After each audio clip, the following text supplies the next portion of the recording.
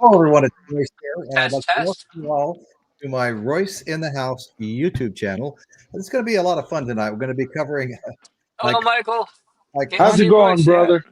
We're going to be Well, covering. sorry I missed your show. It just the timing. Oh, I that's always fine. Hey, I catch the replays though, so can you guys hear me? as you may have Yeah, noticed, yeah, I can hear Okay, you. always okay, I can hear okay. always you. good Good, stuff. good. Ah, All right. Well, let's start out. I'm going to. hey David, hello. What happened to And there's Michael?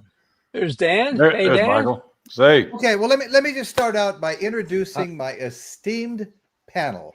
Next to me is the one and only Michael Nolan, the bottom line, fastest growing show I've ever seen on YouTube. Thank you, Michael. Just came from Michael's show. We just came from Michael's show. He streams right before me. Next to him is my good friend David, Safe and Sound Texas Audio Excursion. yeah. David, thank you. I've got the album. I was Sweet. on David's show a week ago, and he had his I'm so 5,000 sorry I missed that one, David. subscribers, and he had a Yeah, wheel to spin with all our names on it, and I won an album. And there you I go. wasn't real familiar with that band, but you know what? I looked it up. And they had 1,775,000 albums sold, or something like that. It was just completely insane. So anyway, I'm looking forward to listening to it. And David, thank you so much. That was a great show, and congratulations once You're again. welcome. Okay, straight down from David is Novice Nick. Novice Nick has been a regular co-host now for, oh my God, months and months and months, doing a great job. Knows very much about music. We really appreciate him being here. And directly below, mostly me and a little bit of Michael, our good buddy, Just the Facts Man. And Dan and I go back. Dan and I hosted together, 3 years ago or so, and we Yeah. go back even further on other people's shows that we both were involved with. So anyway, Dan just put a video out last week about the Russian space junk that fell to Earth. Yeah. He got 48,000 views on that. And what did you say? 2,000 people in the chat? Yeah, over 2,000 in the chat. I had to give up. So Yeah. So thank you guys. Thank you all. And let's get right into it. Tonight we're going to be covering Grand Funk Railroad. And because of that, I am your captain. I am your captain, and the chat are my mates on the ship. We're all on the ship together. I'm the captain, okay? And of course, I Am Your Captain is on this particular album by Grand Funk. That was inspiration. So anyway, let's have some fun here, guys. Grand Funk is just great. There's so many crazy stories involved. But before we do it, I'm sorry, I have one more thing I have to do. I have some shout outs from last week's show. I don't know if you guys remember this, but Paul, our good friend Paul, goes by the handle P401. He gifted 11 memberships. wow. First, he gifted 5, and then we were concerned that one person didn't get one, so he gifted another one, and he came back and gifted 5 more. 11 memberships he gifted. So I'm trying to load up my members-only videos because I want to encourage everybody that got that first month of membership free to want to join the membership. Okay, so in addition to Paul gifting 11 memberships, Michael Boswell gifted 5 memberships. So 16 memberships were passed out last week. But I want to go on with the rest of my, shout outs. Super chats now. That was memberships. We had Novice Nick gave a super chat. Dan, Just the Facts Man, gave a super chat. Storm Cop, a super chat. Rockin' Robin Bird RB, a super chat. Michael Boswell, in addition to the 5 memberships he gifted, he gave a super chat. And then, of course, Ben freaking rock stars as far as I'm concerned. And let's not forget Ben Schneidiger. Love Ben. He's just a great young man. And goes without saying. Goes without saying. That's exactly right. Okay, now we can finally move to the show. And I want everybody in the chat to know, if you don't see your message brought up, it's because normally I can't keep up with the chat if I'm not even talking, because it just goes by so fast. And we appreciate that. We appreciate you all being here.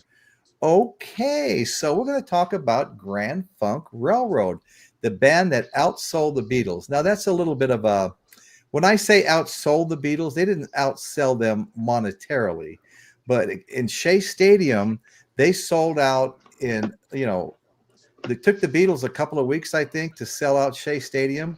They 7 weeks. sold it out in a day or two. So that's where they outsold the Beatles, okay? So Grand Funk, an American band formed in, of all places, Flint, Michigan in 1969 by, I think we all know, Mark Farner, vocals, guitar, keyboards, harmonica, Don Brewer, drums and vocals, and Dan, correct me if I don't say this right, SCHACHER, bass? SCHACHER, I believe. Yeah, okay.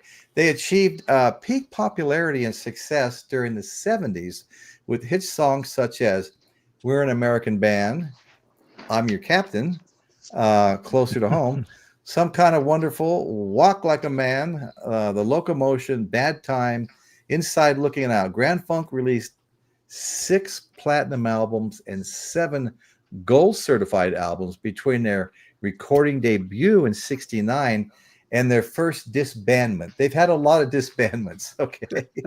So I'll just go a little more, but I want to get to the panel because I know there's a lot of fans here. Okay, so they were known for a crowd-pleasing arena rock style.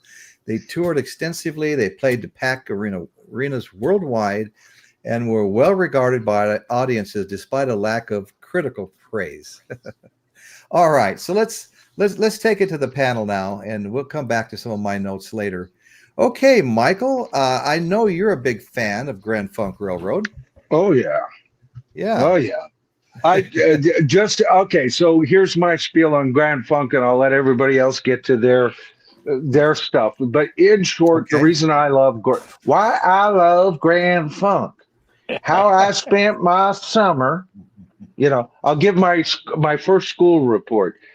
Grand Funk, to me, they did not have the greatest lead guitarist on the planet.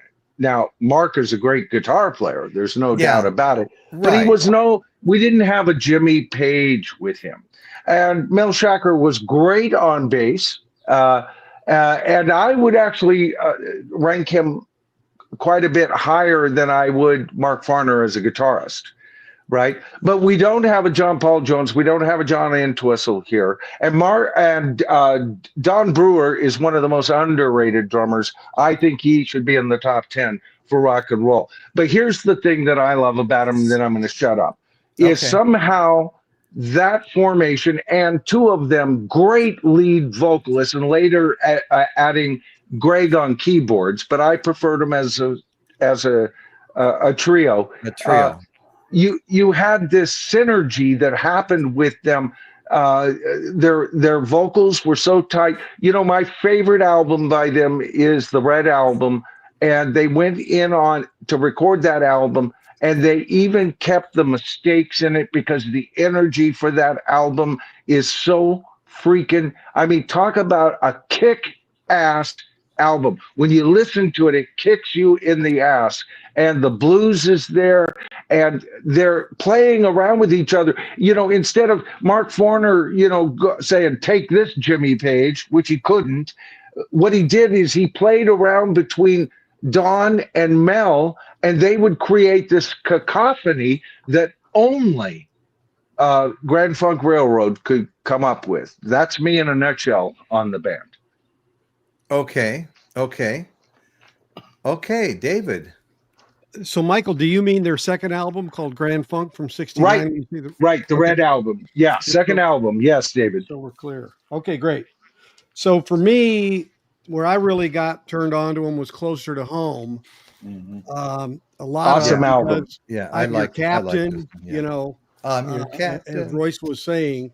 Yeah. So this is one of the albums on my list of records that need an audiophile treatment. Oh, nice. Because I would really like to see someone, maybe Steven Wilson, get to the master multi-track tapes. Yeah. Remix this a bit to bring some things out. But, I was listening to it in the last couple hours, and man, that I'm Your Captain, that transition in that song My Closer to favorite Home. Grand Funk song is "I'm Your Yeah. Captain." Yeah, yeah, Yeah, I yeah, mean, yeah. it's Yeah, I even voted for it on Royce's poll. That Yeah, I was did. my vote. Yeah. I did too. It got the most votes too. yeah, Did it? Oh, cool. Yeah. yeah. Go ahead, David. It really is. It's almost what I would call a thematic song within a song, like a concept within a song. Yeah. And that's what I loved about it so much. Oh, it's just, operatic, man. It's yeah, it is. it's Exactly. got everything. The damn song should be a movie. Yeah, You it know? could be. Yes, it could. You know, I mean, it's so realistic. I thought I got shit on by a seagull earlier, but That's great. Is that what I that's smell? Funny thing, David, is I was listening to that. I was listening to the same album right up to the start of Michael's show. Okay. Yeah, that's the album I've been listening to. No, the red one. I'm sorry. Yeah. Forgot what we were talking about, George. But those were But back I've to been back. listening to the red one. There's an urgency with that one. What do you think of the red album, David? Yeah, no, it's a little more raw. Yeah, They felt a little more polished on Closer to Home, but right. you know, I it was agree. their third record. They're evolving in the Right. studio, which is what you would expect. But I get what you mean relative to their the rawness of that and just the honesty of the sessions and the recording. I think it's the musician in me. You know, Yeah, I'm sure. quite forgiving of a burp or two, but if it's got a great groove to it, and that's how they attack the recording, and that's what excited me about it. You know, Yeah, and but I'm Closer glad to Home. I mean, oh man, yeah, masterpiece. but it is more a polished. You know, it's Closer to Home's a more polished presentation. So the maturity of that, you know, really, you know, they were putting out 2 albums a year. On Time and Grand Funk were 69. Then Survival was 71, and E Pluribus Unum Funk was 71. Yeah. With Closer to Home in 70. So they had 5 albums out in 3 years. Yeah. So they were going for it. Holy shades of Creedence Clearwater Revival. You know. No, but you know, there was those handful of bands that did just that, David. Yeah. You know, they're great. Yeah, and there you got Creedence with that long version of Heard It Through the Grapevine as a, you know, kind of like, where the heck did that come from, right? Oh, God, yeah. You know, all day I can hear that. Right. But anyway, that's my first thoughts, Royce. Oh, okay. Sounds good. Novice Nick. Well, to be a little cheesy, I'm an American fan. And they're definitely an American band. I mean, are we rocking and rolling right there? Absolutely. And I can see that joke coming a mile away, Mildred. David did steal some of my thunder. Yes, this is one of my favorites. But I'd like to quote the back of this album just to give people flavor, because I saw there's a few people that haven't listened to a note of Grand Funk Railroad in the gallery here. And it says here, and I'm quoting, like the generation to which they belong, the first album cried out, "This is me. This is what I see." Their second grew as they grew and said, "This is me. This is what I feel." And now with this, their third, they join hands with the millions of brothers and sisters to say, "This is me. This is where I'm going." Nice. That's a really pointed. I really think that's hits it on the head from how this band began and rock and roll. Their essence of rock and roll, they're just outstanding. And I'll swing it back to you, Royce. Let's swing it over to Dan, the man, just the facts man. Well, one thing I always like about bands, I always like studying their history on how they got their start and all that. Now, one of their big breaks came when their manager, Terry Knight, should not be named. Yeah, I know. But he got him booked. He got him booked at the Atlanta Music Festival. Yes. This was before Woodstock, about a month before Woodstock, and of course they didn't get to go to Woodstock. But the next festival was the Texas International Pop Festival, which was actually held about 10 minutes from my house here. And they approached Angus Wynn, who I actually personally know. They approached Angus Wynn, the guy that put on the festival, and asked him, "Can we play?" They said, "Well, we already got things already booked. You know, we don't have a place for you." So what they ended up doing, they put out sheets of plywood in front of the stage, and Grand Funk set up in front of the stage and played. They opened the show, the festival 3 days in a row, and they were paid nothing. Yeah, nothing. That's right. Yeah. And they were expected to pay all their own expenses too. So, and then after that was actually the Atlanta ones got them well known initially, and then they just kind of built it up from the festivals, and then they hit it big. And then another thing that made him, Mark Farner said during one of their shows, he said he was sweating like a pig. So he just ripped off his shirt, and he said the women went crazy. They went, some of them were ripping their shirts off too, right? Yeah, they go, wait. they like the shirtless Mark. That's feminism. It's funny you state that they played for free, but the education they gained actually paid them back tenfold at least. That's right. Oh yeah. Yes. Yeah. So, yep. Yeah, there's some old footage of them playing at the Louisville Pop Festival. Nice. And, it's old film. It's not that good, and the recording's not that great, but there is a record of them playing that festival. As a matter of fact, here's how I was kind of involved. It seems like I'm involved in everything, but 50 years later, after the Texas Pop Festival, actually it wasn't quite 50. I think it's about 48 years after. I was on the committee to help put up a historical marker where that festival was held. So that marker is up to date. No kidding.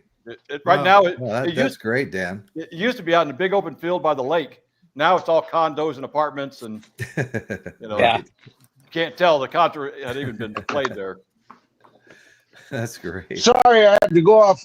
Just viewers who wonder why I go off, I've got a back, and I've been sitting in this damn chair for my stream, so I'll be up and down, but I'm still listening, and will insert.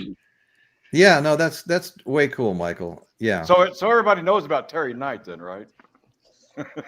Yes. What? How he ripped the band off and everything, and ruined them. And it was also lifted off the ground by the throat by Peter Grant. Yes, he was. Told Graham. Like all little sniveling swine should be. We haven't quite got into that story yet. Yes, James Watson. Not that I mind, mixing it up, but okay. So Terry Knight's a bad guy. Yeah, Terry Knight's a bad guy. Okay, so let's see.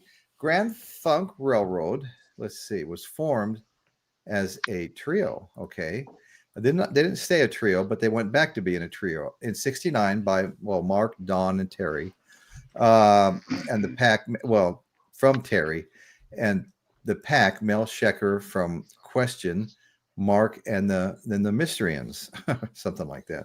So Question Terry Mark Knight, and the Mysterians. Thank you. Yeah, they had a song called 96 Tears was a big 96 Tears. Yeah, that was a big song. Okay. Yep. So Terry Knight, after being approached by BREWER, soon became the band's manager, as we were just talking about, Dan, and also named the band originally, and this is a good story here, Grand Trunk Railroad. In Flint, Michigan, there was a Grand Trunk Railroad, and that name was painted across the big train overpass bridge, Grand Trunk Railroad.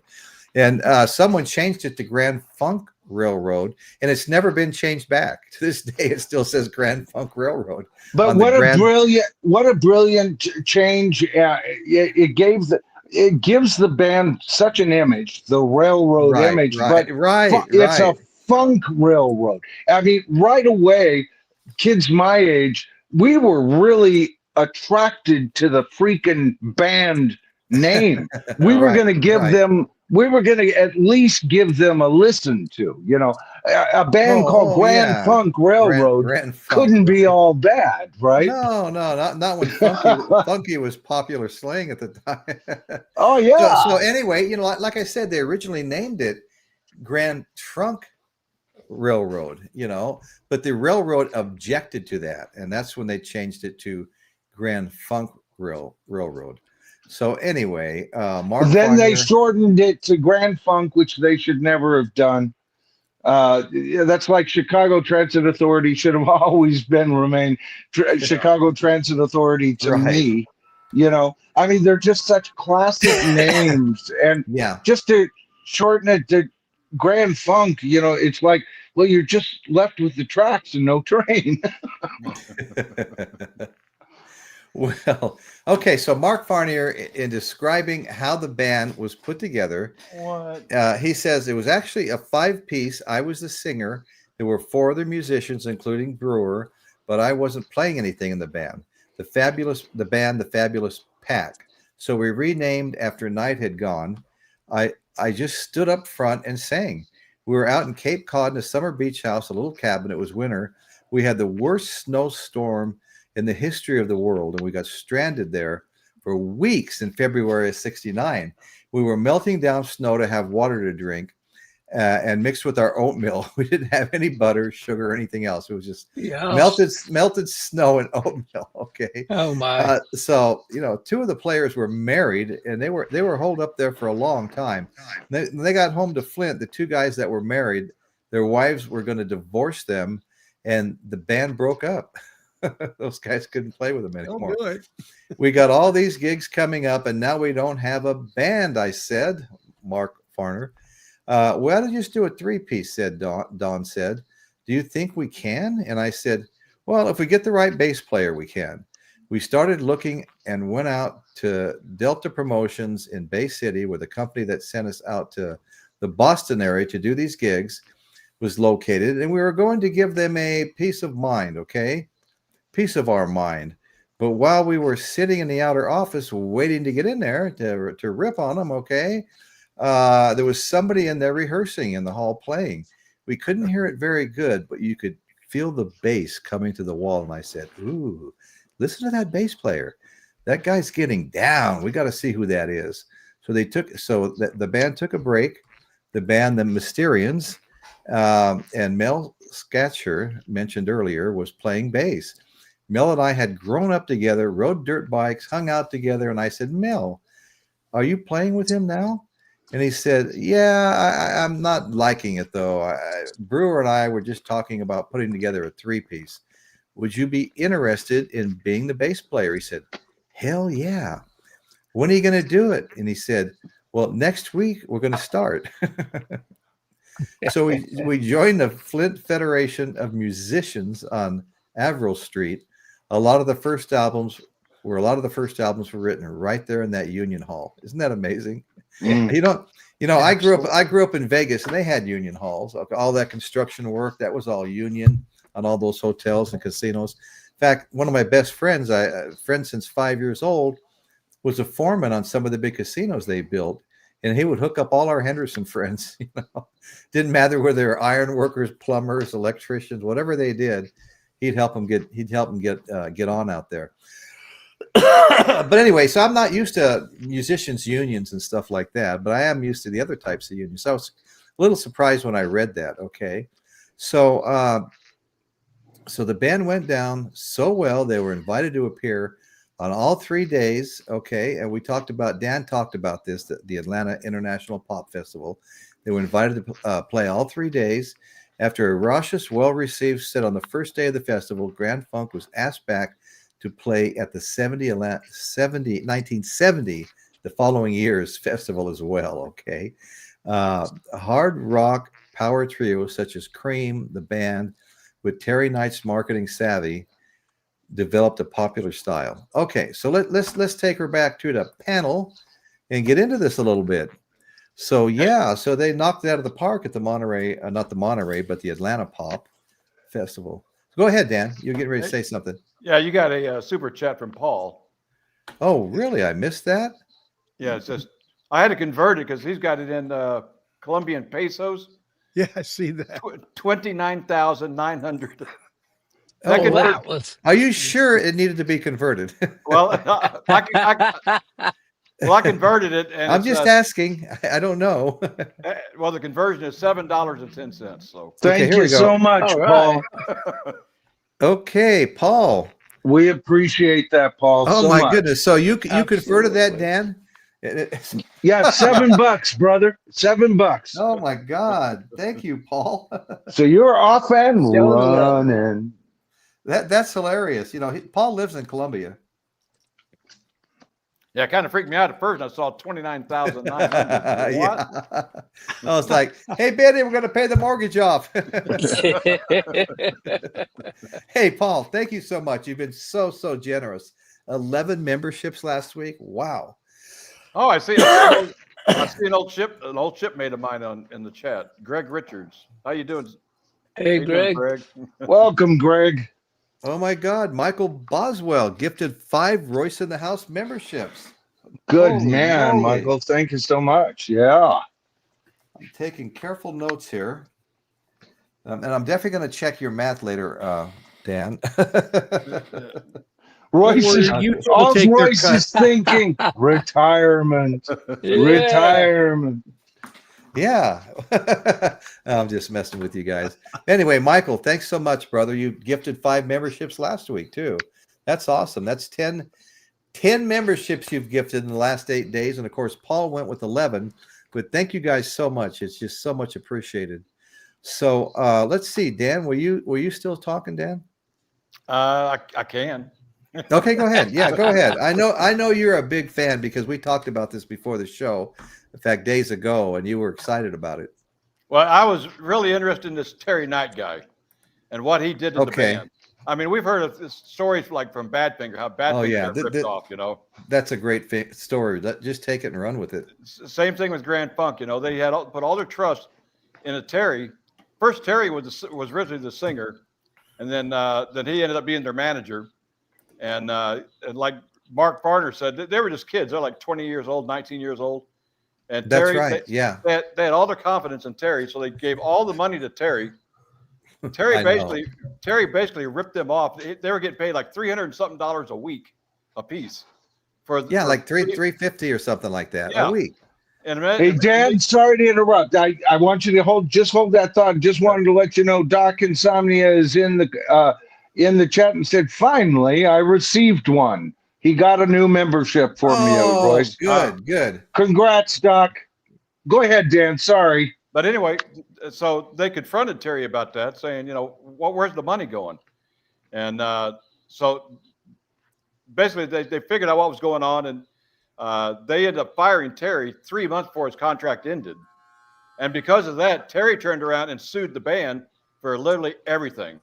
Not only all their money, it was like $58 million that Terry got. Not only, even during one of the shows, they repossessed the instruments on stage. You know, now think about that. $58 million then. What would that translate today? Yeah, that was like in 1970. Absolutely crazy.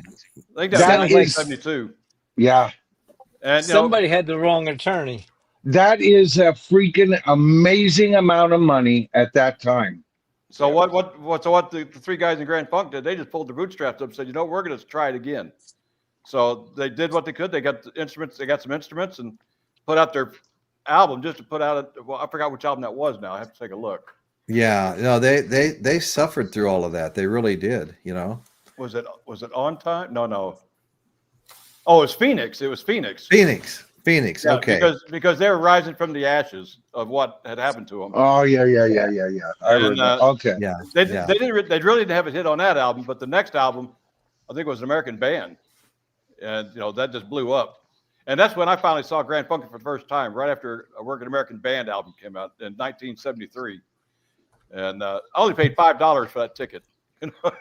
So well, you know, I don't really still understand what happened to all their money. I know he was investing it for him too, and he got one tax shelter that had to do with the oil industry.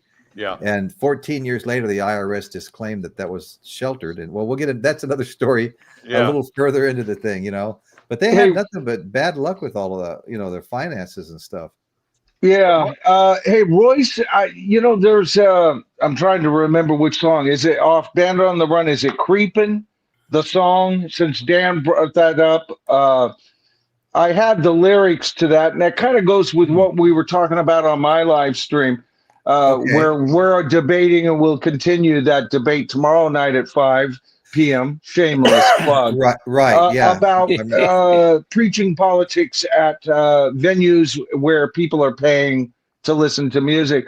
And one of the things that I said on that stream tonight, and this kind of relates to it concerning Grand Funk here, I'm not against politics being in rock and roll.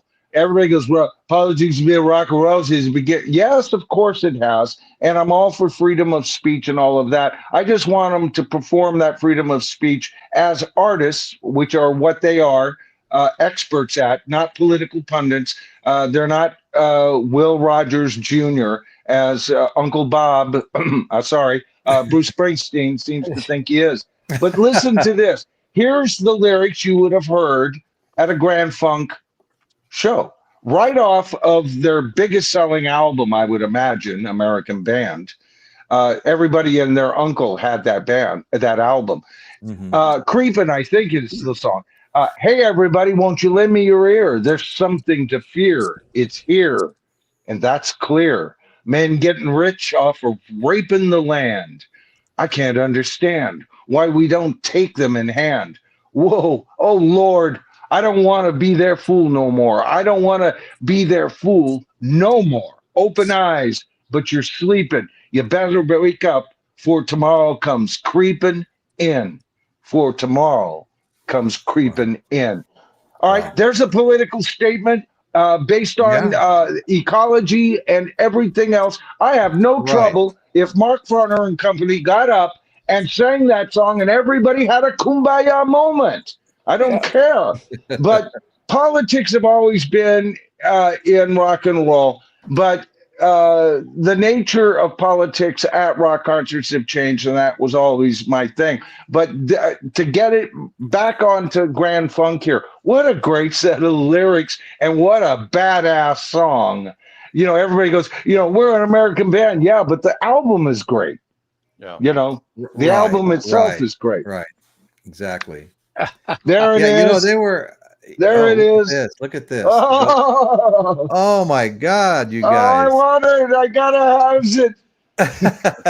I have to put that there to cover up the naked guys on it, you know. He fooled us, he did. But that was one of the first color rock. This and Bloodshot. Wrong album. You bastards. No, wrong album. I'm just playing with you guys. Go ahead, it's a different album. Yeah. Yeah. If you bought the original, you got this vinyl with it. Yeah. Wow. How long ago was that? When it came out, 1973. That's right. That's the one that came with me. Because Jay Giles had Bloodshot, and it was red on Atlantic. Yeah. They had red vinyl for that album. They didn't even have color TVs in '73. Hey, Royce Ben Scheidegger is in with a $4 super thanks. There you go. Oh, Ben. Thank you, Ben. Thank you, brother.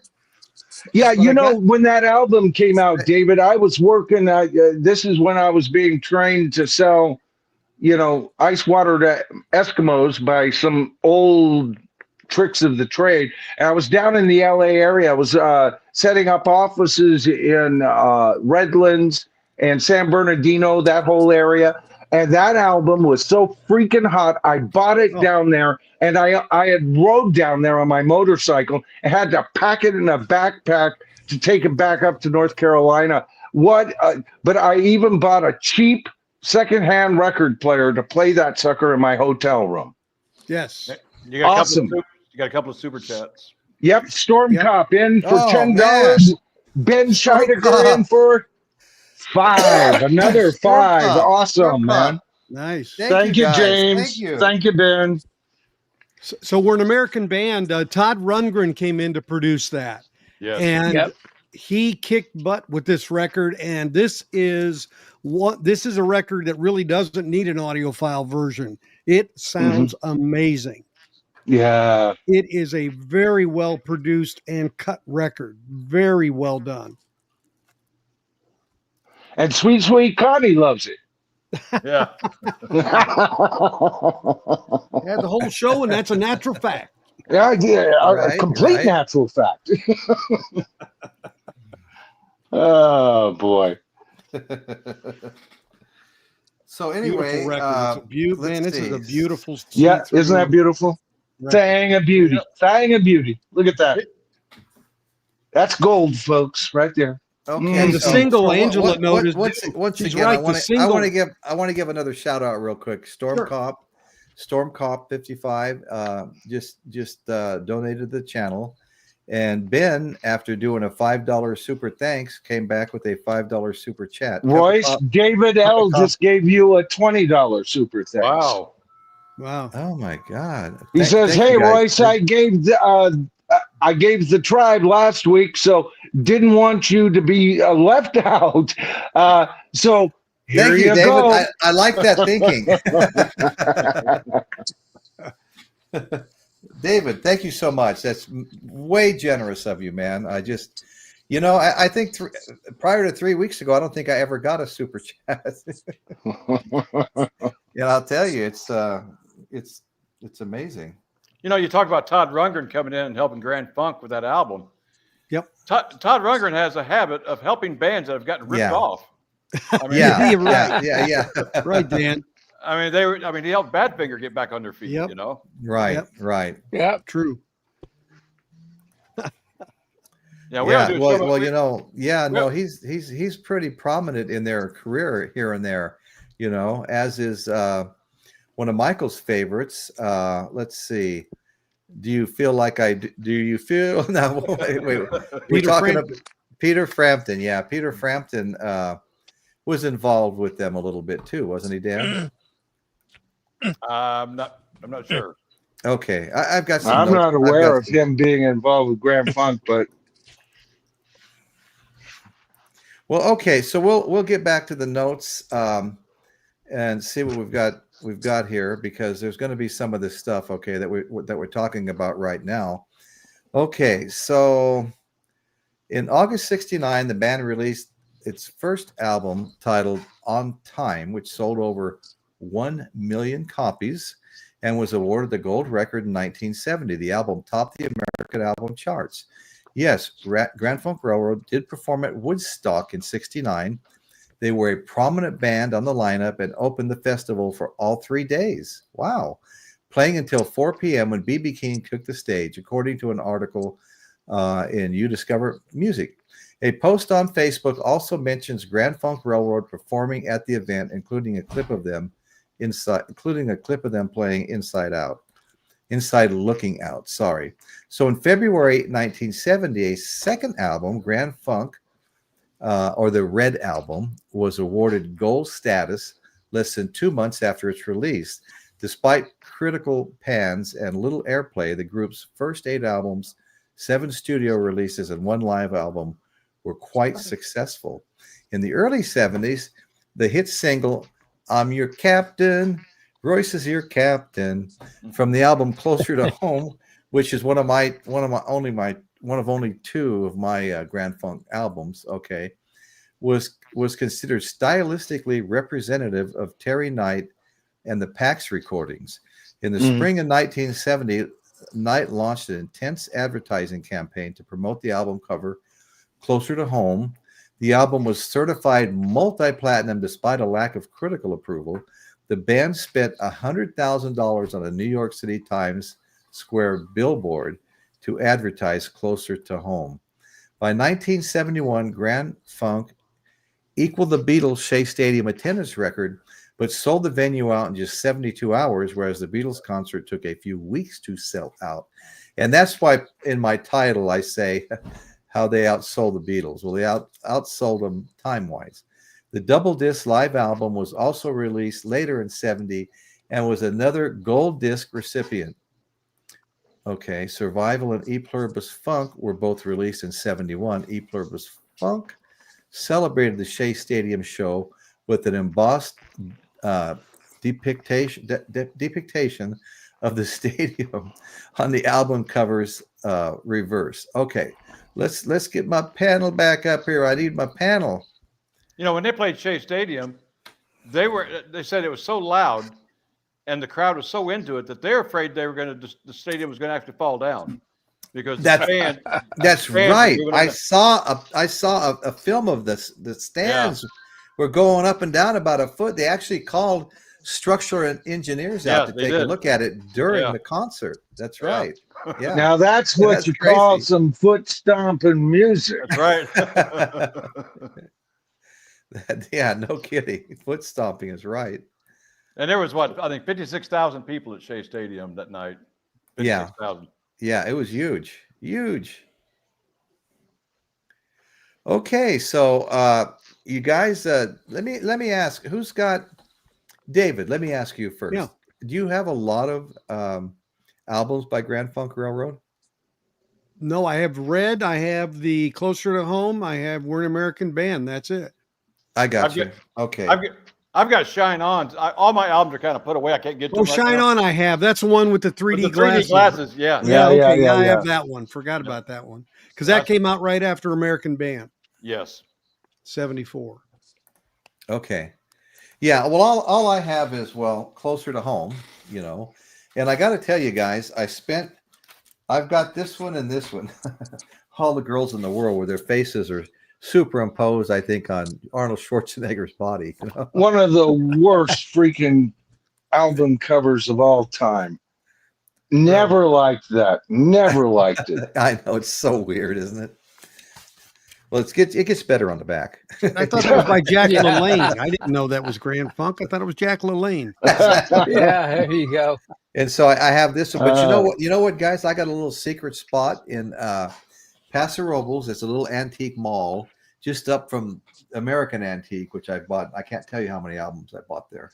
We walked in there a couple of weeks ago before I was doing my show on Jethro Tull. It's been maybe 5 or 6 weeks now. I said, Betty, our number one priority is Jethro Tull because I'm doing the show tonight. And we walked in, and there were 3 bins in the back that were never back there before. There's several places where they have huge amounts of vinyl. And Betty's like, Jethro Tull, Jethro Tull, Jethro. I wound up buying like maybe 4 Jethro Tull and 1 Ian Anderson solo, you know. And that's where I got these Grand Funks. I think I didn't pay any more than $9 for the most expensive one. And I will tell you guys, I'm not lying about this. I cleaned these up and played them today, and you can't find the slightest mark anywhere on either side of this vinyl. Nice. It is just pristine. And I know if you move it around fast enough, nobody can really tell if it's scratched up or not. But believe me, I do the same thing before I buy them.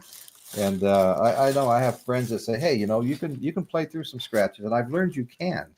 I don't think I've ever gotten an album, and there's been some that were scratched that actually skipped. I don't think I've ever. Well, yes, there was a Joe Cocker. Let's see, there was a Joe Cocker album I bought. It had a problem on the very first track. I took it back. They gave me another one and told me to keep that one as well. I think it was Mad Dogs and Englishmen. So anyway, let me get back Hey, Royce, down to normal here. Yes. just to let you know, look what I picked up for $5 today. Now, what was it? I can't. This is there's a there we glare go. on it. Okay. Jethro Tull. Hey, not one of my favorite. Okay. It's like it's I to me, have it's that like one of the lesser of his classic period, but it's still Yeah. classic period. Still got some great stuff on it. $5. Oh my right? God! You know that's one of the ones I was talking about that I recently picked up before the Jethro Tull show. Yeah. Yeah. Yep. So I think that's number 5 for me for Jethro Tull. Wow. Yeah. I'm on the lookout for Stormwatch. I want Stormwatch probably next. There's a couple more. Okay. Crest of a Knave, you know. Yeah, I recently picked up a couple of Robert Plant albums. You can make me small now. Okay. I was just sharing Okay. since you brought it up. Hey, now, Dan, I notice you have my promotional video down here you made for me. Oh yeah, you can show that anytime you want. Yeah, I think, guys, if you guys are ready, I'm going to go ahead and show this video Dan made. And so here we go.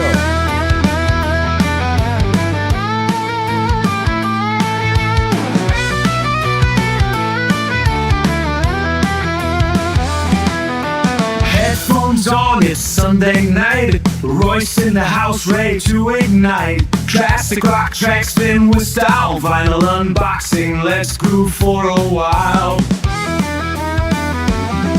From Zeppelin to Stones, we'll take you there. Royce in the house, let the music play. Rock in the evening, that's our way. now, hear the stories we share. Classic vinyl spin and feel the love in the air. Michael, Chris, and Dan and the Knicks, Dawson and Nick with all their tricks.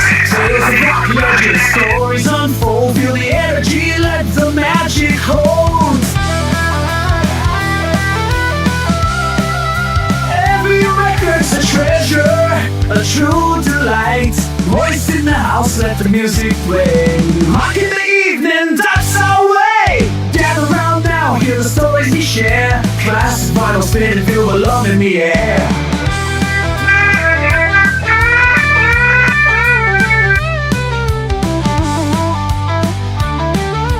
Voice in the house, let the legends play. Every Sunday evening, we do it again.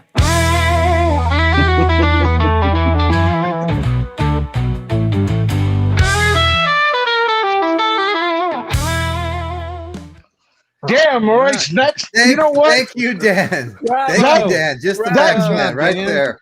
That was awesome. That beats an old dude walking on the beach any day.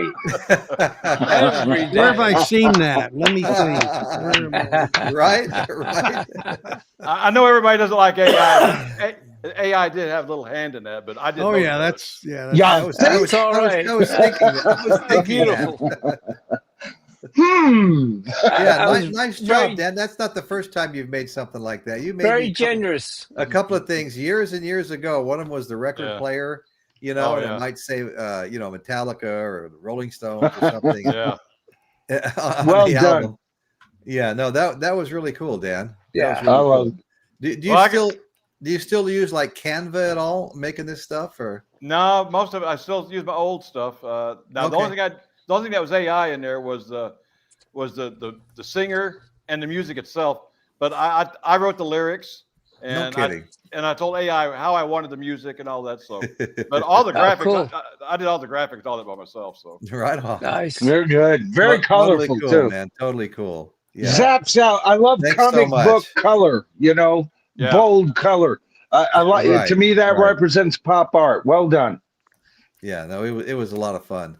I did notice it must need like another format to play on like Facebook, right? I mean, because I shared it with Facebook and it wouldn't open. I should just a video. Oh, okay. I'll try it again tomorrow. Or I don't have- worst comes to worst, just pop it into play, make a screen recording of it, Royce, and then upload it to Facebook or something like that. Yeah, that's Pretty right. easy. Well, I could send you a copy of it through you know one of There my you go. one of my up from the cloud. I can send you Oh, the cloud. yeah. You can get it that way. Yeah, There you yeah. go. Well, I'll play with it a little more first, so you don't have to do that right away. But anyway, thank you, Dan. That was amazing. Thank you. Yeah, you're welcome. Had a lot of fun watching that, man. Are you not entertained? Yeah, I had kind of a fun week this week. Not only get to play around with that video, but I got to meet Cheech and Chong too. So that was pretty I cool. know. Oh, I wish. sweet. Did you bring any pictures of that we can put up? I can bring one up. Yeah. Oh, You yeah, know, yeah. Dan, Here, did you get man. up on Caitlin's stream? Yes, I did. I couldn't really say anything on the stream. I saw bits and pieces of that, and I was off. I had some chores I had to do, so I didn't really get to sign in and say really much, you know, there. But I was wondering if you had actually gotten up on screen and shared that. Let me see what I got Nice, here. Eric. You know, while you guys are looking that up, hey, I'd just like to ask the chat if you guys have some bands you would like to see covered on the show. Just throw them up in the chat. We'll make a list and see if we can't get some shows out that you guys are really interested in. I mean, I think they've been all pretty good lately. You know, they've been landing in the the 500 plus mark for views and things like that. So anyway, I'll make my impassioned plea here right now, folks. If you could hit the thumbs up button, please hit the thumbs up button. We are 10 away from 50. We try to target that first milestone, Michael, of 50, which gives us legs with the algorithm. It works a little harder to find our audience and push it out there and see if people will watch it. So anyway, so that would be great. And another thing I will ask, if you're not already a subscriber, please do me a proper and hit that subscribe button. And when the bell pops up, hit that top bell icon. So you'll get a one-time notification. They won't bug you to death, just a one-time notification that a new show's coming on. So that would be great. The membership's growing. Royce only needs 90 some odd more to get to 2,000, which will have doubled his subscribership. So we appreciate anybody that signs up, folks. Always. Okay, so what do we have down here under Royce, David? I just put up. Isn't this a badass label? Let's just take a look at her. What do you think of that label? Yeah, that's Mark Farner's Closer to Home redo. Awesome. 2024. Oh, I love it. Wow. I've actually got that on order right now, as a matter of fact. Yeah. Damn, that's done on my channel's colors, red and black, man. Well, yeah, my kind of art. That's absolutely beautiful. Yeah. Is there no end to a shameless plugging? Look at this. What is the greatest Grand Funk Railroad album? I think we were just looking at it, Ben, right, everybody? American Band? Well, the greatest album, yeah. Oh, yeah, Mark Down and Mel, yeah. Okay. So do we think my favorite, I think their greatest is probably as far as success and putting them into everybody's home would probably be, don't you think it would probably be American Band? Oh yeah, it's the most noticed. Yeah. But then you get to favorites, and of course, Closer to Home, great. Yeah. I mean, those are the kind of trio that I'm looking for first, in adding to my small but growing album collection. My favorite, to answer Ben here, and thank you for your $2 super thanks, Ben. And I already said it at the earlier. For some strange, I just love the energy of their second album, the Red album. What is that? What it's actually? Is it just called Grand Funk? Yes. Yeah, just Grand Funk. But everybody calls it the Red album. Right. It comes with a few warts, but man, the warts are so delectable. That's my favorite, but it wouldn't be the one that I would say is their greatest statement to mankind. Right. Yeah. Hey, Ben, I want to thank you once again. I was waiting for my opportunity, but I really appreciate all your support, brother. Really appreciate it. And it's great to see, some younger people here coming into the show. Me too, Dave. And really getting into our classic rock music and stuff, and Ben and I have had some conversations, and where's Dawson tonight? I have no idea. And where the hell is Chris Elliott been? I think there's Chris Elliott was in the chat. I don't know what happened to him. Well, it's hockey night. Hockey. Yeah. Oh, is it? Okay. Oh, yeah. Okay. Well, let me put up a few pictures here that Ben, once again, thanks so much. Okay, add to the stage. Okay, here's Dan with Cheech and Chong, baby. Oh my, you guys look stoned or something. Well, yeah, I'll tell you what. I waited. There was a whole crowd of us. We waited 8 hours to get to see them. Oh man. Yeah, and if you would have driven by with your window down, you would have noticed immediately it was a Cheech and Chong crowd. I mean, it reeked all day long. So. Oh yeah. And then on top of it, while we were out there waiting, the Cheech and Chong crew came out and they were handing out packages of gummies for us. So that. Oh, is that right? I smell it more and more everywhere I go. It's like in fact, the president just came out and said they're going to declassify weed, take it away from that classification it's in now. Nixon administration put it with heroin because they knew all the counterculture folks were smoking it, and they were hoping they could bust them all and put them in jail.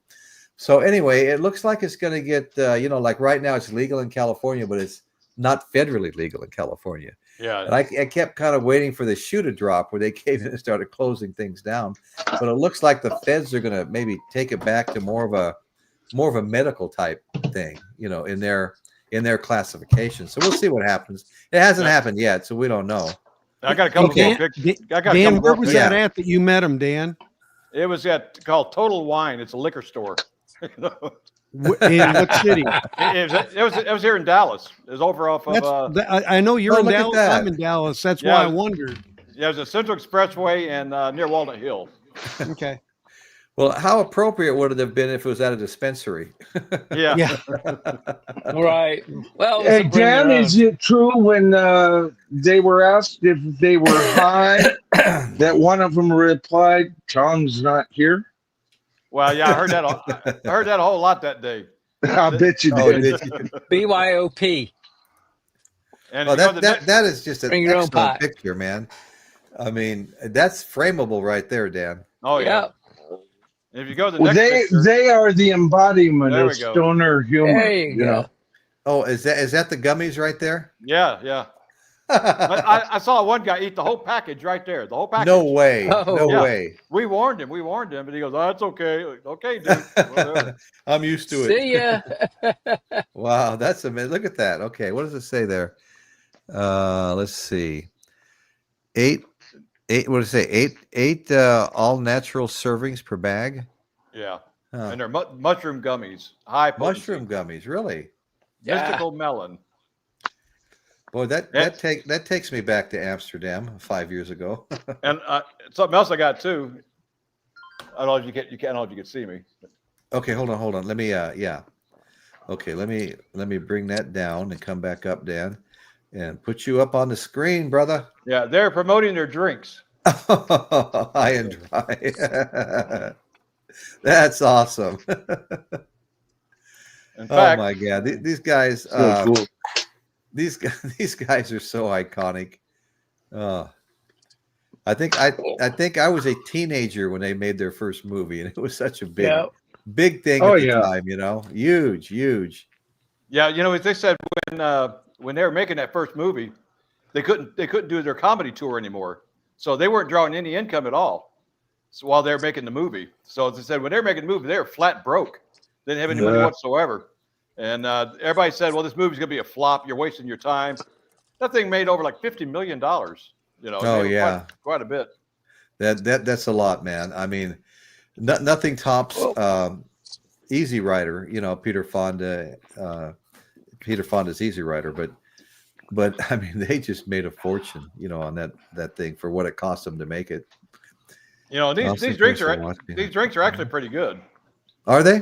Yeah, you do feel it. You can feel it. Oh, okay. They're it- THC drinks. Okay, right Yeah, on. it's just a seltzer is all it is. So with a little bit of Yeah, flavor in it. yeah. Canadians. Okay, so the word is out. Dawson and Chris are watching the Toronto Maple Leafs get eliminated tonight. Yeah, and the Dallas Stars just made it to the next round. So that's Oh, did they? yeah. We're one series away from the Stanley Cup. Oh, Joseph Blue. Hey, brother. Thanks so much. Royce, this is the second week in a row I didn't get notification of your show. Just wanted you to know the band to cover is the Guess Who. You know what? Joseph? I saw the Guess Who twice in concert when I was a teenager at the Las Vegas Convention Center. I was 17, 18, I liked them so much the first time. They came back around not so many months later, and I had to see them again. That's a great band. Yeah. Royce, Great. Yeah. $5, baby. You've been commissioned. No, I know. $5. It sounds like we need to cover the Guess Who, brother. The Guess Who. Yeah. We got to sing for our supper, brother. Right. Right? The man's paid. He's paid his commission. Right? I'd love to do a Guess Who. That was quite stream. That was Are you free? Yeah, that was. They're in the news. They're getting ready to tour. Randy Bachman, Burton Cummings. Yep. If you don't do it, I'll eventually wind up doing it. No, we'll do it because I really enjoyed that band, man. They were right, great. and they were great. and we received a commission. We must We must present Okay. our art to them now. Joseph Blue, I just knocked something over down here. The Great Okay. Commission. Stood it back up with my foot. Okay, so Joseph You Blue, shocked the hell thank out you of so him, much. Joseph. Look what you did to the man. He's losing everything. Everything. No, I got to move this picture that I got down here, leaning it up against the side of my desk. It's a picture of a friend of mine who makes surfboards, and his name is Rick. Rick is right here. This is one of his boards, and these are what you refer to as the Waikiki Beach Boys. You know, you've got you know, Pops and Cowboy Rosa's wife, and all they do is hang out all day at Waikiki Beach. Some of them have surfboard stands, like Cowboy Rosa's wife gives surf lessons. Rabbit Key Kai, famous Rabbit Key Kai, is to the left of my friend Rick, and Rabbit Key Kai used to host the Costa Rican Classic Surfboard Contest every year. So when I went over there, Rick said, here's a combination, Royce. He gave me the combination to his surfboard. The police department was right next to where all these guys hang out. It's a little hamburger place. And there's surfboards from all over the world that are like got a little chain around them, you know, right next to the police station.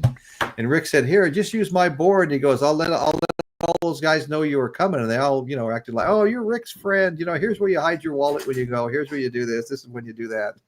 It was really quite an experience. You know, I never understood. You know, they always talk about surfing on Waikiki Beach.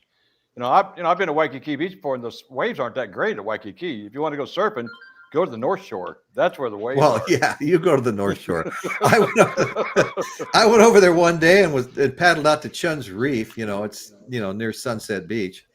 And I'll tell you what, those are some big ass double overhead waves. And I was glad I missed everyone I tried for, because everybody else there was used to it and I wasn't. Well, I did a little body surfing in the North Shore, and almost drowned a couple of times. I mean, it's pretty bad. Oh, I'm telling you, yeah, that's exactly right. It'll slam you to the bottom. It will slam you to the bottom. That's right. I've been bounced. Michael Boswell. Yeah, I've been bounced off the bottom more than once. Let me tell you. So anyway, yeah. So that's the picture I just kicked over. I'm wondering when I'm finally going to break the glass on it. I got to get it out from underneath my desk. Let's see. So okay. Go ahead, Nick. Michael Boswell, $5 from Michael Boswell right here. And he's wanting to know, I think you should do the cards of why they deserving of the Rock and Roll Hall of Fame. Okay. Oh, speaking of the Hall of Fame, speaking of the Rock and Roll Hall of Fame, the other day when I saw Cheech and Chong, they were talking about that. And Cheech and Chong thinks they belong in the Hall of Fame too. Well, you know what? I would pick them over so many. You know? Not me. Now there was one song they played. Which song was it? One of the Cheech and songs. They had a whole bunch of popular artists on that song. Carole King. I had to look that up, but yeah, they had a lot of superstars on one of their songs. And you know, it's not so much that Cheech and Chong were rock and roll stars. No, they weren't. But they were part of the rock and roll era. They were part of the entire culture of the era. The culture of it. Yeah. I could see a special nomination award to the side, but not a major. No, not as a band. No, not as a band. No, I was just messing around. You know, a nod to them, sure, because they were part of the culture and all of that. Yeah, part of the culture. Yeah. Anyway, Michael Boswell, thank you so very much. And so you think we should do the Cars and why they were deserving of the Rock and Roll Hall of Fame? Okay, that sounds cool. I could talk to Cars anytime. Yep, that's another one that would be fun to do. Yeah. Right. White Monkey's here, the channel no one subs to. Come on, folks, let's sub up White Monkey. I went there the first time I read that, and I realized I'd subbed him a long time ago. So yeah, so spell white Monkey, incorrectly. you have some your subs growing at all? I love the way you put that. You know. Michael. Well, it should be growing. I just watched his video today. He just filmed it on the outside of his house, He Okay. calls it his outside studio. I keep telling people, he's as wacko as I am, man. I love him. How you doing, White Monkey? Good to see you in there. Yeah, totally. Great Dan, video, by the I've got way. to Great give up. video. I really enjoyed it. Gave you a thumbs up and everything. I've got to get up early again tomorrow. Have a good night, Royce and panel, tribe, and everyone, and chat. See you, Michael, tomorrow night. Okay. You got it, Ben. All right. Thank you so much for participating, brother. Your captain, Thank you. appreciates your participation big time. And I'll be there at 5 o'clock. Aye, mate. Something else about Grand Funk now. Kind of get back on Grand Funk. Ah, good. With their current status, of Grand Funk. Now, I know for 23 years, Bruce Kulick basically took the place of Mark Farner on the band. No, he right. didn't. Yeah. No, he didn't. Well, what I mean, he played the guitar. He didn't sing. Okay. Yeah. Okay. Yeah. Okay. To me, Grand Funk is one of those bands identified by their core membership, and you got to have at least the trio. I'm not so sure about Greg, but the trio, you got to have them. See, and Mark Otherwise, Farner, you don't have them. it sounds like Mark Farner has been wanting to get back with Grand Funk. Yep. It sounds like the holdup is, like the drummer, Don Brewer. Don Brewer. Okay, yeah. It's not like that's the holdup. And Mark even asked Don. He said, "Look," he said, "you guys are out touring. You're making money." He said, "But you're not making Grand Funk money." He said, Right. if we all got back together, we'd be making Grand Funk money." Don's reply to that was, "We're making Grand Funk money now." So, and in this latest album that Mark Farner's put out, he's actually written a song that's kind of singing to Don Brewer about that, about their situation right now. I forgot what the name of the song was, but it's on this newest album. Okay. I think I read that too, but I don't have it in front of me. That's for sure. Well, I've been saying this for a long time.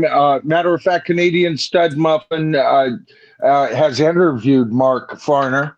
I'm envious of that interview, by the way, Larry, just in case you tune in to this sometime later. I know this is too late probably for Larry. He's East Coast, and he gets up early.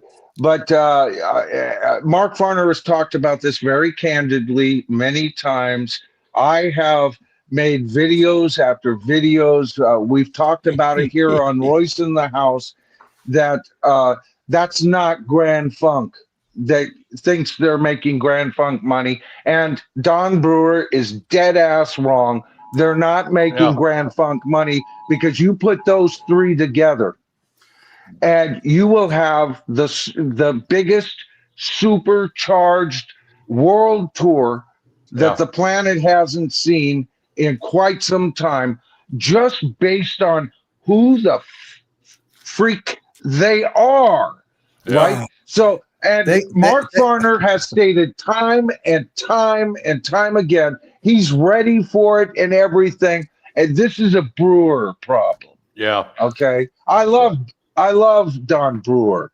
He's one of my favorite drummers and vocalists in rock. But he's dead wrong. Let's all say good night to Brother Stormcop 55. Yeah, James, good night, brother. Night, James. Thank you. Take care, Stormcop. There you go, James. Yeah, appreciate I hope you were unscathed. I sent you an email. There was a lot of tornadoes but it was up in Kentucky. I didn't know if you were that far up or anything in your state, but blessings to you and yours. Yeah. Okay. Yeah. I saw some pretty gnarly pictures. I meant to bring that up on my stream, and we just got so busy, James. I'm so sorry. Yeah, Dan and I just got notified, I think, of some bad storms, right, Dan? Yeah. Tornado warning. Wow. Oh, I better check that out. Yep. Here locally, we have high wind warnings, although it looks like so far we've been spared. The brunt of it is most of it's down in the up in the Delta and the Sacramento Valley. Yeah. Is Gavin But- Newsom giving a speech tonight? Is that why the high winds? Or Yeah. Yeah, no, I don't think they're hot enough. I don't think the winds are hot enough, David. yeah, that's a forest Well, fire, right? I tell you, things could get hot here on the West Coast pretty soon. They're talking about a underwater volcano not too far off the coast of Oregon. Yeah, I saw that. Threatening to blow We've its had- top. We've had 2 others in the world in the last week, so Oh, no kidding. Hawaii and Philippines. Yep, Yeah. I'm definitely in the warning area. Yep. Yeah, all But that it sure- stuff is. I got to tell you, man, ugly. you know, the hurricanes this year have been pretty damn devastating. It just seems like there's been one set of storms, multiple hurricanes running through here, multiple hurricanes You running mean through tornadoes, I think, don't there, or you? tornadoes. Yeah. I'm sorry. Yeah, I Thanks was for gonna say correcting me, David. hurricanes. Yeah, I get on these rants, and then all of a sudden, I'll be talking about Paul, and then all of a sudden it's John did this, John did that. But no, it's been one tornado alley after another. Yeah. Yeah. Well, David, you got to But- understand that us Californians, all we really know anymore is wildfires and earthquakes. Yeah. Well, it's all cyclical. I remember 10 years ago, 12 years ago, had a host of tornadoes ripping through the center of our country. Wow. Did you see this comment here, guys, from Michael Boswell? Just read Mark Chatfield is taking Bruce Kulick's place on Grand Funk Railroad. That's true. Mhm. Yep. Okay. And Bruce gives him high marks too. Oh, good. Good. Another pretender to the throne. Piccolino Down the your cop. hatches, Num- y'all. Never. Texas. I wouldn't pay a penny to go see them. Not a penny. It's got to have Mark Farner. Yeah. Well, Well, you know, it's it's funny. a beautiful beginning of a song. Let's see if you can hear this. You wonder if there's not politics involved in that, knowing Mark Farner's whole philosophy in life and everything that's not unakin to Alice Cooper, right? And you wonder if that's not part of this whole charade anyway. He doesn't fit in with the Hollywood crowd, Yeah. Too bad. No, that's right. So sad. I you like know? I like Brandon Oberheim's comment here. This stream has been tops, no trolls. Absolutely. I know, and you know what, Brendan? Kimberly brought that up on my stream earlier tonight. She didn't notice one troll. She thought she saw one, and then it was one of you. As a matter of fact, it may have been you, Brendan, that responded in a positive way. And she goes, "Oh, Hey, I knew it was okay." So we've been so blessed by no trolls. It didn't even come up until you brought that up tonight, because Right. there was no reason to bring it up. There was Isn't no that reason- wonderful? Well, I caught one on your show. No, on this show a week or two ago, and just Yeah, completely, but it's been- completely banned him from the channel. And it's one that Right. was using your name. Right. And I haven't seen any comments or anybody telling me it doesn't mean they're not out there, but I'm not concerned. No, I You get know, it. I get it. They can always come back in a new Look who form. popped Well, in. Basically, Yes. Yes, hover the wagons. It's me, you, Royce, and what we've got hubbed over here between our two channels. And, I'm fine with that. I don't need to be out there any further than that. It's fine. Right. Dawson. Right. Hey, novice. Miss I've you, been Dawson. trolling all night. Where's you been, boy? Yeah, Well, Dawson support- Walters, our boys. Dawson Walters has joined us. Who won the game? I don't want to tell you. Okay, enough said. Enough said. Sorry. Your team's been eliminated. Enough said. Tell us about Grand Funk Railroad, brother. Yeah, go. Okay, Dawson, you're up. Grand Funk. Okay, Choo-choo. yeah, there's going to be no Soul Train today, but we're on the Grand Funk. Whoa, there we go. Funk Railroad. And I listened to the first half of the album. It's great, man. They got some good jams on there. Loose drums. It's so loose. Like, these guys are from Detroit. They're from Flint, Michigan. I've been there a few years ago, and they really bring the funk and the Motown. And as you keep getting into it, they got more jam. It's very catchy. It's groovy, and it's it's kind of heavy Feeling too. groovy. It's rocking. No, you dead on, man. Dead on. That's Right yeah. on, And Dawson. here's a young guy's opinion. All right, so the energy of the band lives on. The recordings have life. They breathe. Right. Absolutely. I have Grand Funk Live. I think it's a double album from '78. I only have the one album. I got it from a friend. I got it from the first disc or something. It's got Locomotion on it. It's got a couple other tracks, and it's got a 12-minute track. Some of it was okay, but some of it was just, you just want to get up, you want to move around, you want to dance, Yeah.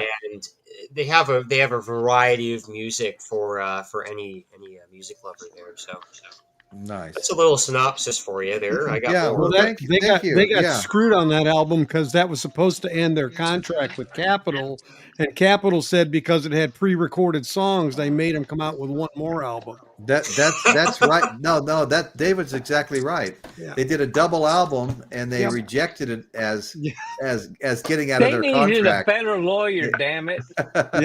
Yes. No, I mean, shit. Jesus, did they have an attorney at all? I don't Well, know. frickin' Terry Knight was the Capitol A&R guy. I mean, he was the guy from A&R that got him in the first place, and then he screwed him. Yep. Right, he did screw him. And you know what? What's funny? My wife and I watched a documentary today on Grand Funk Railroad, YouTube television. And at the end, Terry Knight was there, and he's like, kind of boasting about the fact that as long as I'm taking money to the bank, it's kind of like he acted like he was showing off a little bit that he ripped him off the way he said it. It really rubbed me wrong. Most thieves are. They don't realize the sales. The sales, their first album sold 1 million copies in '69. They sold extremely well, regardless of the reviews or anything. They sold a lot of damn records, and it wasn't. I don't think it was noticed as much as it should have been. No, yeah, I agree with rock David and there. roll, Yep. man. Yeah, it was they were grooving and everything, but it was only certain friends of mine that were into them. It wasn't like the Beatles we were all into, but certain friends of mine were actually into Grand Funk. I was one of them, The guys that drank beer in high school with me, they were the ones who were into Grand Funk. Yeah, but they were, David, even though that was true, they were played at parties right alongside Zeppelin and Stones and exactly. Everybody, whether they actually were into the band collecting their albums, everybody knew them, If you went to a party without beer, they were playing the Moody Blues, Right. Exactly. Well, Farner, Brewer, and SCHACHER were given the rights to the name Grand Funk Railroad. This is after all the lawsuits were settled with the Knight. What a disaster that was. Grand Funk Railroad added former Fabulous Pack bandmate Craig Frost on keyboards on full-time. This is 1972. Originally, the band had attempted to attract Peter Frampton, and that's what I was getting at earlier. They're attempting to attract Peter Frampton, late of Humble Pie. However, he was not available due to signing a solo record deal with A&M Records. Hello. This is a priority message from Denton County, Texas. A tornado warning has been issued for areas in and around Denton County. That's Denton County. Get in your closet. Am I fucking prophetic or what, man? Damn. Wow. Damn. It's bad in Denton County right now. Wow. Yeah, the tornado like 2 miles up the road It's from me. redder than red. Look at that. Yeah, if you look at the It's map, not a Denton County hurricane? right there. Wow, that's crazy, man. yeah, I'm in the colony, so I'm right there. Yep. Wow. Yeah, you're in the colony. The sirens are going off. God be with so- you. Dan, should you even be on, You man? be in a No, here we go. I think you should be underneath your desk, Dan. I think, you should be taking cover, brother. Well, right. I've lived in Texas all my life, so Right. it's right. nothing new. It But I can might tell- be in Kansas tomorrow, though. I can tell it's going to go. Royce, you're going to get a lot north. more views if he stays on. Oh boy. Yeah. Right. Okay, so to refine Grand Funk's sound, the band secured veteran musician Todd Rundgren as a producer, with the band's name shortened to Grand Funk. So this was 1972. This is when they finally shortened the name to Grand Funk. Its two most successful albums and 2 #1 hit singles resulted. The Don Brewer penned "We Are an American Band" from the number 2 album, and let's see what else do we have here. Released in from the number 2 album, "We're an American Band," released in '73, and "Locomotion" from their 1974 number 5 album, "Shining." Jeez, what a crappy single that is. I hated that. "Shining On," written by Carole King, Jerry Goffin, and originally recorded by Little Eva. I hated that song. Okay, so let's oh God, what a horrible Grand Funk song. Let's look at what happened in the mid '70s. Okay, in '74, they engaged Jimmy Lenner as producer and reverted to using the full name Grand Funk Railroad again. Okay, a couple years later, we're back with Railroad, and the cover of "All the Girls in the World." Hey, guess what? The cover of "All the Girls in the World," right? Okay, let's see. Featured the members' heads, I mentioned this earlier, superimposed on the bodies of bodybuilders like Arnold Schwarzenegger and Franco Columbu. This album spawned the band's last 2 top 10 hits, "Some Kind of Wonderful" and "The Bad Time," in late '74 and early '75. Although they were highly successful in the mid '70s, tensions mounted within the band due to personal issues, burnout, and disputes over musical direction. Despite these issues, Grand Funk forged ahead, needing, and we're just talking about this, 2 more albums to complete their record deal with Capitol. Grand Funk embarked on a major tour and decided to record a double live album, Caught in the Act, August 1975. The double album should have fulfilled the contract with Capitol. However, because it contained previously released material, Capitol requested an additional album to complete Grand Funk's contractual obligation. Requested. Oh, yeah, while pressure between the band members still existed, they agreed to move forward and complete 1 more album. Okay. So anyway, they found new life from interest by Frank Zappa. Frank Zappa was interested in them, in producing the band, signing them with MCA Records.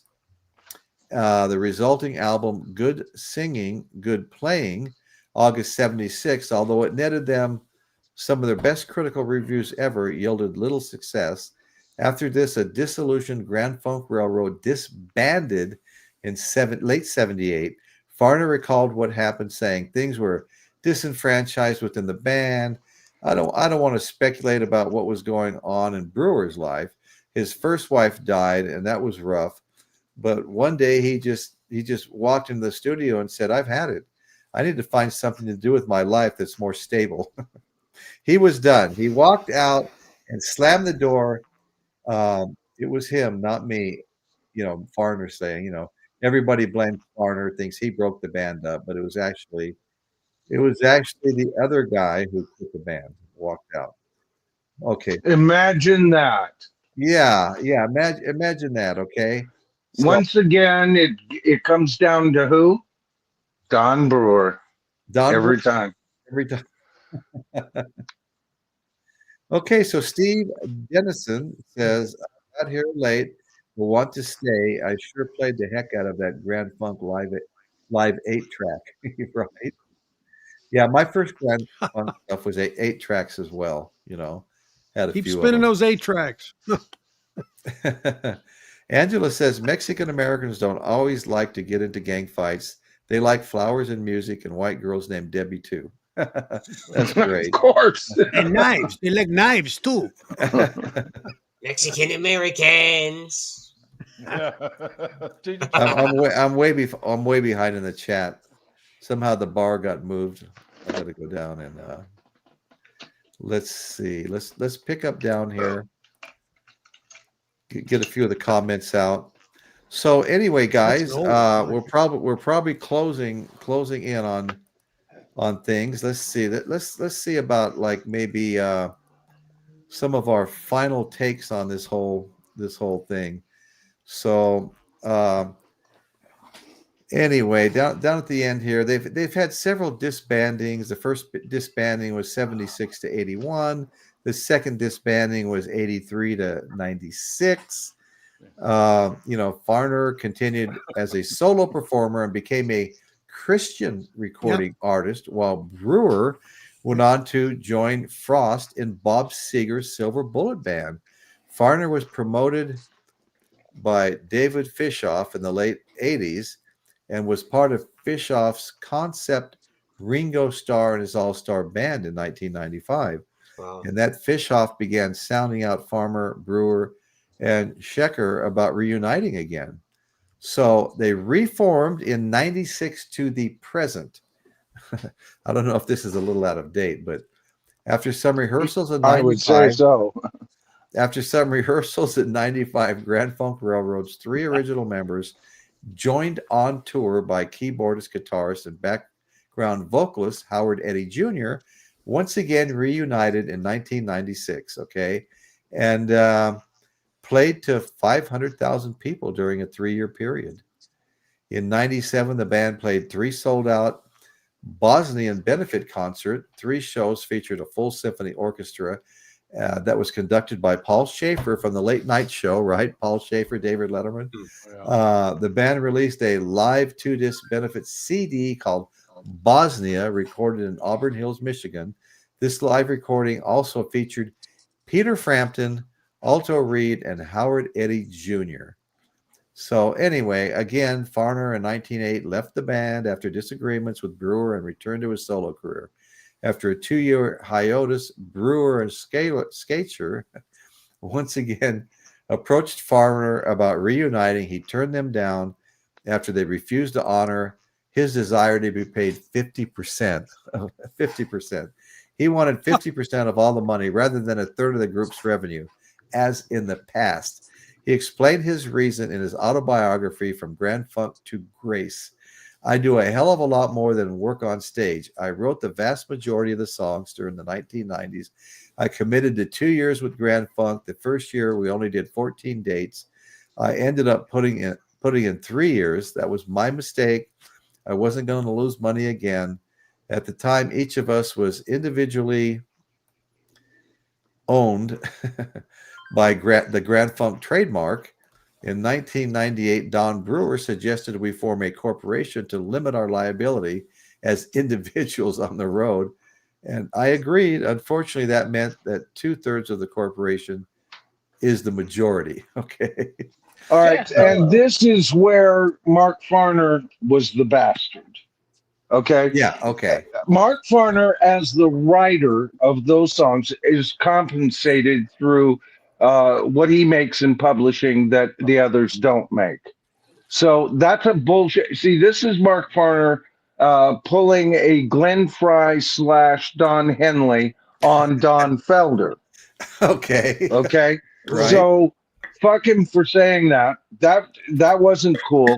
I think he's changed his tune from what I understand over the years. I don't think he's still demanding that kind of money. If I'm wrong, please let me know. I'd be interested. Okay. But he seems, this prima donna attitude in rock's got to go, I think Mark Farner, the biggest money they made. I'm thinking the Mark Farner may have learned that lesson from Terry Knight, because Terry Knight was taking all the publishing money. Yeah, it's a Terry Knight move, isn't it, Dan? Yeah. It really is. I mean, you got to call an ace an ace. I mean, I've criticized Don Brewer tonight, but you've got to also, nobody gets out of this thing alive. But here's the thing, and Royce, you were going to say we're going to kind of wind down here and everything. I will say this is my closing comment on all of this. Okay. They need to all 3 of them need to get their heads out of their asses and get back together, plan a tour around it if they're smart, because there's a friendship there or two with John Fogerty, who the other two members need to get their heads out of their ass, and they get back together and somehow beg and plead Sting to reunite with the Police, and then you would have the ultimate trio rock world tour of all time. I guarantee you it would bury everything as far as sales. That's what I've been calling for. That's on my wish list, Santa. Okay, so that's my closing comments on the whole thing. Okay, awesome, Michael. Hey, David, closing comments? Yep. Okay. I was just going to mention that, ironically, the song that made him the most money, "We're an American Band," wasn't even written by Mark Farner. Right, right, yeah. Wasn't that Brewer that There wrote you that, go. David? Yeah, yeah. So Brewer's not exactly just based on the sales of that hit because it was huge. You know, he can't be doing too bad. You know, Huge. I'm sure that's got to be one of their No. top, if not the top most streamed song. It's been used in ads and other stuff. They got Right, a lot of money. off right, it. right. Oh, yeah. All over the place. Hello, Thanks hello, for having Bill me tonight, Kell. Royce. I Hello. appreciate it. Oh no, anytime, David. You know, you have an open invitation. You just add to the Yeah. quality of the whole show, David. Yeah. I appreciate you. Bill K, thank you for joining us. Safe and sound. Okay, Missionard 100. Yes, critics. Yeah, the critics were hard on Grand Funk. And other bands as well, as mentioned. Yeah, they were another, like Black Sabbath. They were a word of mouth Yeah, band. Black Sabbath too. Yeah. Yeah, you know, the Led Zeppelin, even early Led Zeppelin was word of mouth. You know. Right. Yeah, Led Zeppelin. That was an interesting story in this whole show here about Grand Funk was opening for Led Zeppelin. Okay. Oh, And the crowd went completely nuts when Grand Funk started playing, and it was just it really kind of messed with Peter Grant's head that they were getting such a response that he told the manager, pull him off the stage, get him out of here. And when the manager started the protest, Peter Grant, who used to be a wrestler, an actual big wrestler, a big guy, grabbed the throat of the other manager and lifted him off the ground. I said, get him out of here. And Well, I'm a big Peter Grant fan, Royce, but that was a dick move. Not only did he do I that, know. but I feel the same way, Michael. Not only And we both are totally Zeppelin, the fifth Right. member, Peter Grant, you know what I'm saying? Yeah, big fan of Peter Grant, but that's a dick move. You know Yeah. what? He was responsible for forcing bands to honor their commitment to let Led Zeppelin open for them. Right. Right, And now he's right, trying to prevent. That's Somebody bottlenecking. That's Somebody he was- bottlenecking, and that can't be tolerated. That's Well, wrong. he was worried about being a little bit too popular at the time, and maybe outshining his My band. response to him is, too bad, so sad. Well, not only did he grab Terry Knight by the throat like that, but they eventually pulled the electrical plug from the band. That's Dan. Thank you. Jesus. Yeah. They They just there said was no nothing. more. Yeah. These guys are too well liked. We don't want them on our tour. Right. Right. That's kind of crazy. I've never even heard of that before. Nuts. Well, Never heard that before. they said even though they got the plug pulled on them and there was no electricity on stage, Mark Farner kept singing. They kept. There you go. Right. Well, that's a crazy story. Well, that's what you got to do, man. If that's the only thing that's still working, Right. Yeah. the drummer just starts playing softer, and the two of them vamp, man. That's what they should do. Two great lead vocalists, Yeah.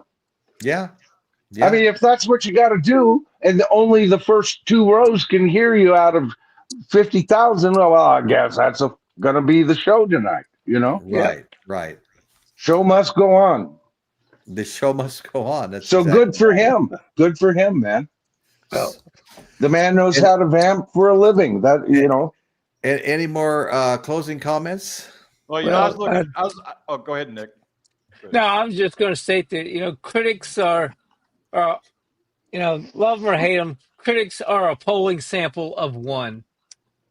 Hmm. So and they're more often swayed by money than by the product, the music itself. It's Yeah. more about what can And they and they don't get they out don't of even it. pay for the Yeah. product. They don't even pay for the product or the ticket either. That's the Right, funny part. right. It's Right. it's it's all about what they can get out of it, and they're a polling sample of one. So Novice, it looks like Right. your shirt Right. says, "For those about to rock, we salute you." That's a great point. So my thing for this, it seems like there was some management issues in the band. It must have taken off really early, like too big, too early. One of those things there, and a little bit of mismanagement on the other end, and maybe a bit of unequal songwriting too. Well, I'm gonna get on my railroad here. I got my Grand Funk Railroad. I'm gonna. Oh, there you go. we got to Oh, see there we that. go. I'm going to Look cruise at off that. into the sunset here. But I just Okay. remember, Love it. I don't remember the first time I heard we're an American band, but I remember the feeling of when the first time I heard that. And that was so much enthusiasm, so much patriotism, and just a great example of a straight up rock and roll song with some kick ass keyboards. Uh, I really hope they have a song like that or two more in their discography. So, yeah, I'm going to see AC/DC next Wednesday, and They Really? do. Awesome. They Really? do. They keep on do. rocking. Yeah, brother, they do. They've got more than a few that will rock you or send you right into rock and roll heaven than just the American band. Trust me. Yeah. Hey guys, we gotta look at this Dwayne Wolotica statement here. I love it. Peter Grant was the Animals road manager. He Yeah. threw Eric Burden against a wall for arriving late for a gig. Eric Burden never showed up late again. That's great, Dwayne. Thanks for sharing that. That's He amazing. said, "Please don't let me be misunderstood." Anybody Peter else? Grant threw 5'7". Yeah, 5'7", 145 pounds. Or I mean, my Wait. God, the guy was a short. Even an average man could shove that guy up against the wall. I'd right, say that's right. a little bit of a bully. Yeah, No, both. well, for me, as far as a closing statement, I've been so busy since I got back into vinyl, like you, Michael, that it's been Zeppelin and Sabbath and Beatles and just so many, not Right, just those guys, right. but I mean tons of stuff, right? That Yep. things like Grand Funk and so many other bands that I liked back in the day and liked a lot. Which are no more dated than the ones I've been buying first. I just barely got around to lately. And I see a lot of them out there, a lot of stuff that I loved back in the day that I don't have. If I have any at all, it's like my two Grand Funk, but a lot of cases, bands I liked as much as Grand Funk that I don't have any albums of that are just Well, it's real easy to do that. available every time I go out, Yeah, it's real easy to do that because then you get into a groove. All right, I got two Zeppelins. There's 6 more studios and several lives I need. And I heard Yeah. that they have bootlegs, and so you kind of get primed in your search for that. Right. But all That's along right. thinking, yeah, Grand Funk, be on the lookout in the wild for Grand Funk. And for whatever reason, when I'm out so far, I saw one the last time I was in, but it was too much. It was a live album, and it was just too much. I wasn't going to pay for it. But I'm on the lookout for them. I want their albums or their better albums. Yeah. I only go to a certain album with them. And even that album, I have some feelings about. Right. But, Right. other than that, it's their core albums that just make them major rock gods to me. They're just Absolutely. amazing. Yeah. No, they are. Yeah. Yeah. Okay. Well, great. I mean, go ahead. Go ahead. Yeah, I'm going to keep an eye on this Grand Funk Mark Farner thing, because I got a feeling that they will get back together. Right. I think it will happen. Yeah, you might be right. Yeah. Because they're so close, and there is a lot of money at stake. It's Well, just, yeah. and so, and also I agree. I also noticed on Mark Farner's latest album, he released it back in November. He's having what do you call it? He's reminiscing from the past too on a lot of this album, because he re-recorded Closer to Home, but it's called Closer to My Home. So he's kind of going back to the old Grand Funk. Okay, yeah, that's a good point. And well, that's yeah. One of the things too is that I really got into Mark Farner the last few days studying. Well, that was that record I showed you with the eagle. Yeah, yeah. Mm-hmm. Joseph Blue, I agree. ZZ Top's great. I saw them in concert in Laughlin, Nevada.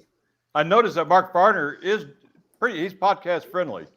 So I contacted his publicist to see if we get an interview with him. So we'll see how that works out. Yeah. Oh, well, nice. Larry Graves did an interview with him. I don't pursue interviews because I don't want to be. I mean, I'll participate in one, but like I did with Terry Draper on Rachel's show, that's fine. Yeah. But the main reason is I don't want to be hampered in my questioning or anything like that. So I don't see myself. I tend to call things an ace, and so maybe I'm not the best guy to go in and get him. But Larry did a great interview with him that I thought was wonderful, and I was impressed. Yeah. Well, I just want the panel to know, and David brought it up earlier, thanking me for having him on. But no, David, like I said, as far as I'm concerned, you're a regular and you're welcome anytime. You don't need an invitation. This is the invitation. When I make Dan's song, then I know I'm a regular. I can always update it. So. Now wait a minute. But anyway, thank you guys. Thanks for the panel. You guys are amazing. Really enjoyed this show tonight. Thanks for having us on, Royce. We appreciate it. Oh yeah. Thanks, Royce, for doing this. Oh, hey, absolutely. Always. Thank you, guys. One thing. Dawson didn't get to hear the song, so. Should we play that on the way out? Yeah. We'll go on the way out with that. Yeah, there you go. Okay, it's in backstage there. For those of you who stayed to the end, here's the bonus material.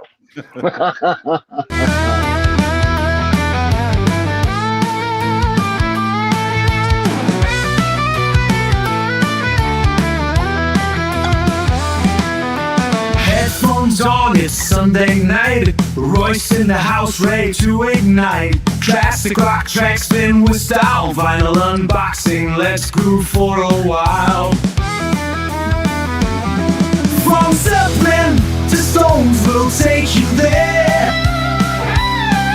Royce in the house, let the music play. Rock in the evening, that's our way. Gather around now, hear the stories we share. Classic vinyl spin and feel the love in the air. Michael, Chris, and Dan and the Nicks, Dawson and Nick with all their tricks. Tales of rock legends, stories unfold. Feel the energy, let the magic hold. Every record's a treasure, a true delight. Voice in the house, let the music play. Rock in the evening, that's our way.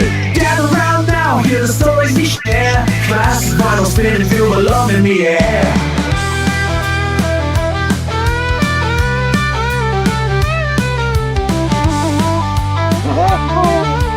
Voice in the house, let the legends play. Every Sunday evening, we do it again.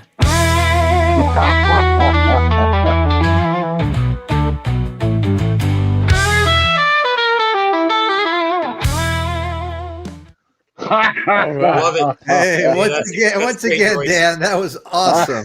Absolutely awesome. Thanks so much, Dan. Thanks. Okay, guys, so we're going to be shutting down. I want to thank my chat, Take care, guys. our chat. What a wonderful chat we have here. Love you all.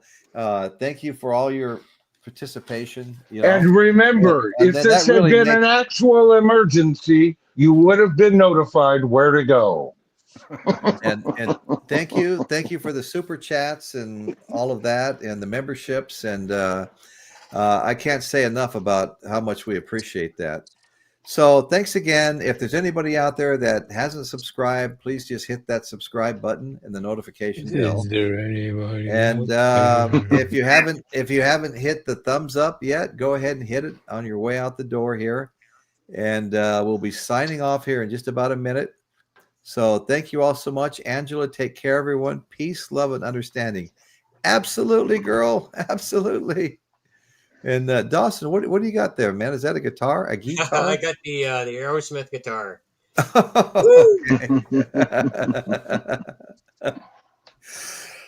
Did that come with the train? Yeah. No, that's separate. That's for Guitar Hero. I beat Aerosmith Guitar Hero. Okay. many moons Okay. ago. Was that a train or a Hey, locomotive? thank you, Winslow Red Cross. Appreciate it. Angelo Lucetta, hey, how are you, brother? How are you? Good to see you, man. We're getting ready to sign off, but please come back. Please come back. Watch us on the and hang out replay, with dude. us, okay. So we're gonna head out now, guys, and thank you all.